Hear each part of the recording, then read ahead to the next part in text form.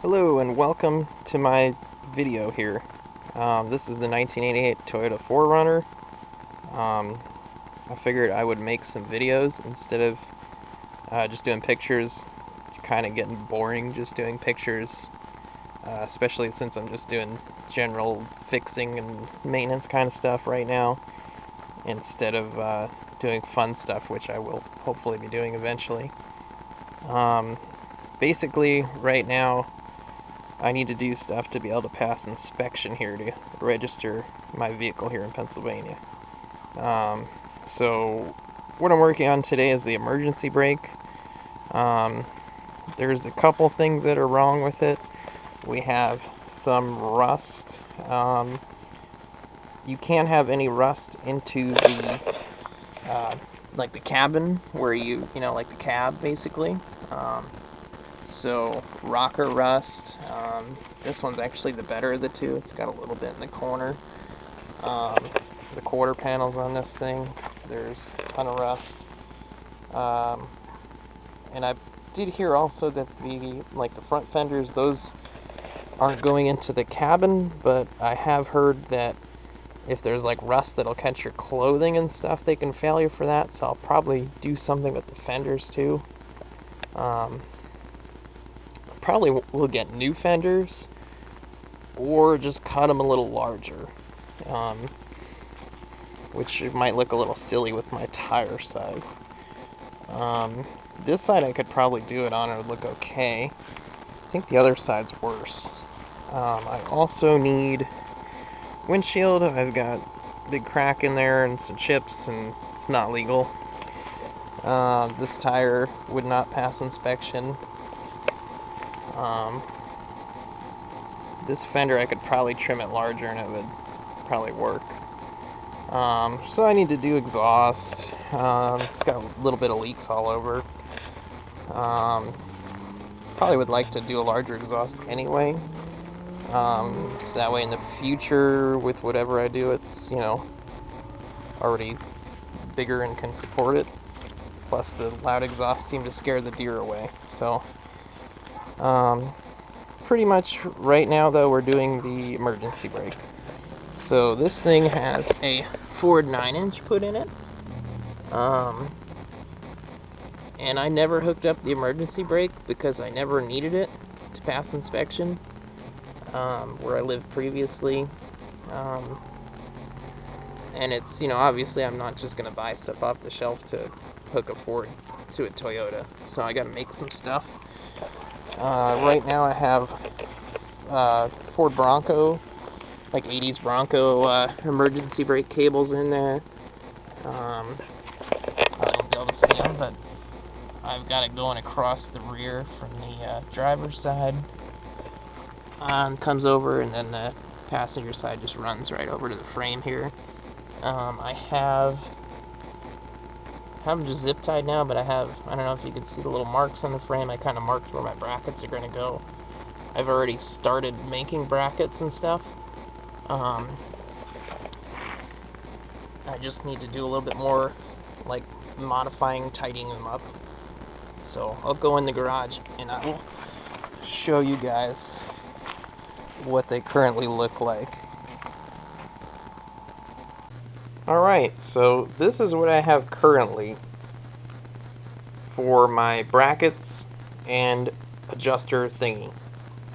The rear bracket here, we have 2 holes in it for each cable. They are on an angle, so they kind of go right past the body mount and tuck up close to it, because I'm putting it to the outside of the frame where the factory is tucked up on the inside of the frame. It's not the best scenario, but with the way the gas tank is and everything, it's the best I can do. There's a lot of factory trucks nowadays that run them that way. I think once I put like rock sliders on and stuff, I don't think I'm going to have an issue ripping them off or anything. So this is my adjuster thingy right here. This cable attacher thingy is from like a Jeep TJ brake adjuster thing. I thought it was going to work, but it wasn't long enough. So I had to go and get some threaded rod, some nuts, and a clevis for a lawnmower. I think it's for, I don't know. I think it's up to the task, hopefully. But the Toyota cable has like a little ring terminal kind of thing at the end of it, so it needs like a clevis to attach it. My front mount here, it had to be, couldn't be a 90 because the frame turns where I need to mount it. It angles inward for the front tires so they can steer and everything. So I took a flat piece that was pretty close to the same thickness as the rear angle iron that I used, and I put it in the press and bent it to the angle I needed. So basically it'll sit straight on the frame, and the frame angles inward. I drilled a hole in it for the cable, and that's pretty much it. I left it a little long so I could hold everything up there and figure out where the cable needed to go.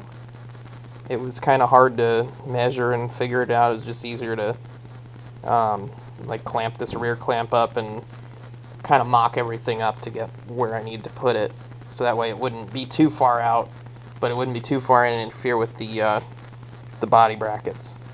So what I'm going to need to do today, I could just weld them on like this, but they look pretty terrible. I'm hoping to make them look a little bit nicer, because I don't know if you're really supposed to modify like parking brake stuff. You're probably not even supposed to put a 9-inch into the into the truck. That's probably not really legal, but I think if it looks pretty good, they'll probably pass me, hopefully. Hopefully I won't have an issue, as long as it's pretty safe. The brackets are probably a little bit overkill as far as thickness, but I'd rather have, overkill than underkill. Bend a bracket, or, if it scrapes a rock or something, maybe it, won't move, or it'll bounce off or whatever. So pretty much this one I'm going to have to shorten it to like a more appropriate length since the hole's over there. I'm probably going to round the edges too on pretty much everything, because I think that's going to make it look a little bit less like just fabricated kind of things. Try and straighten the edges up the best I can with a grinder. I don't have a nice bench grinder here to get them nice and flat, but I'll do the best I can. I marked this one up a little bit with what I was bending it with in the press, so maybe I can get some of that out of there, but some of it's going to stay, but you won't really see it that much. It is what it is at this point. This rear one, I'm going to try and straighten the edges on here, and then instead of having all this hanging off, ready to catch on something, I'm going to cut this on more of an angle, round the edges, wherever I can, just to make it look not like a piece of angle iron. So that's pretty much what I'm going to be doing today. I don't think I'll have time to get to much else, but I'm going to try and just, make videos of this stuff, make it look a little bit more interesting, walk you through it better, and maybe people will learn things. I don't know. It'll be more interesting than pictures, that's for sure, because my thread's getting kind of boring with all the pictures. So let's cut to the modifying of all the brackets and tightening them up. We'll cut to like a montage of that, or maybe not a montage, like a time lapse. So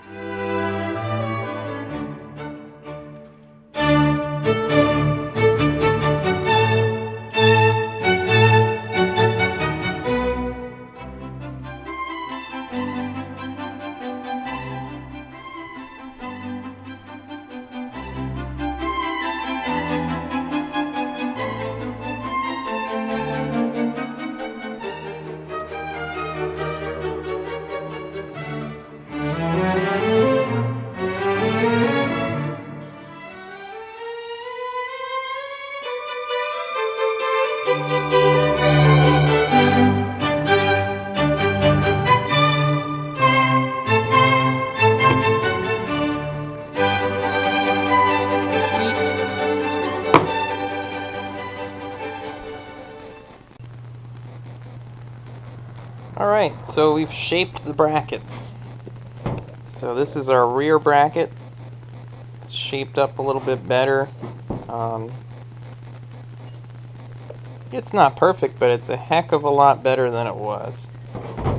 So that'll look pretty nice, you know, on the frame welded with a little flat black. This front one, I think it came out pretty decent.